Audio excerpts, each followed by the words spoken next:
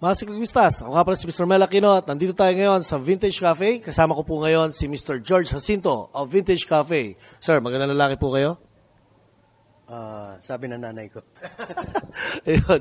So, Pops, nandito tayo sa Vintage Cafe. So, makikita natin you have these collections ng mga old school bikes, cars, mga scale model.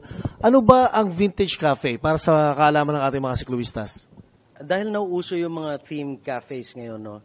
So, we came up with this idea na ito yung mga tambak namin sa garahe, ito yung mga collections namin na yung iba iniisip talaga nila basura siya pag nasa garage, junk or whatever tambak. No, so we decided na maganda siguro lagay natin dito. Yun na lang gamitin natin this place since mga vintage naman sila. Yun. So, Vintage Cafe is offering foods, meron tayong function room. Ano ba mga laman at ano pa yung mga pwedeng puntahan at makita ng mga siklistas natin tsaka sa mga car enthusiasts natin dito sa Vintage Cafe? Yeah. First of all, yung Vintage Cafe, it's a restaurant, no? So, we have good food here. Yung menu natin consists of Asian cuisine. So, mix siya ng Filipino, Chinese, meron naman tayong Italian and Western food din.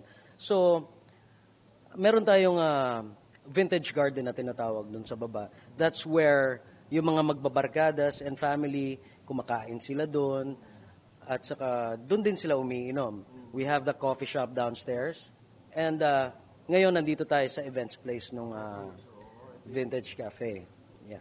So, ginawa mo itong konsepto na to, itong pinanggalingan ng konsepto na to is more on hindi lang para sa mga riders, car enthusiasts, pati sa family rin talaga, no?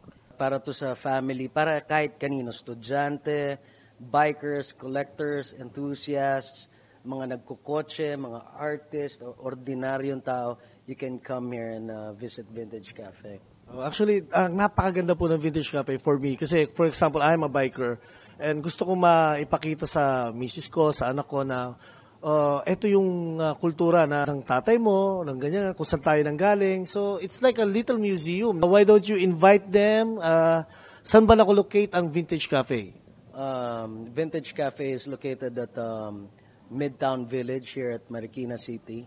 So, I'm inviting everyone to come visit Vintage Cafe, check out the food, check out the place.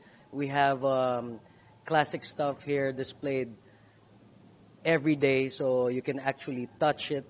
Hindi pareho na sa museum ng mga nakasalamin to. Yes, so we can educate our kids kung ano yung mga gamit na ginamit natin before, no? Bago magkaroon ng mga makabagong technology. I believe that we have also bands or acoustic bands dito sa Vintage Cafe. Yeah, every now and then nagpapatugtog tayo. Like last Saturday, we have this open jam night.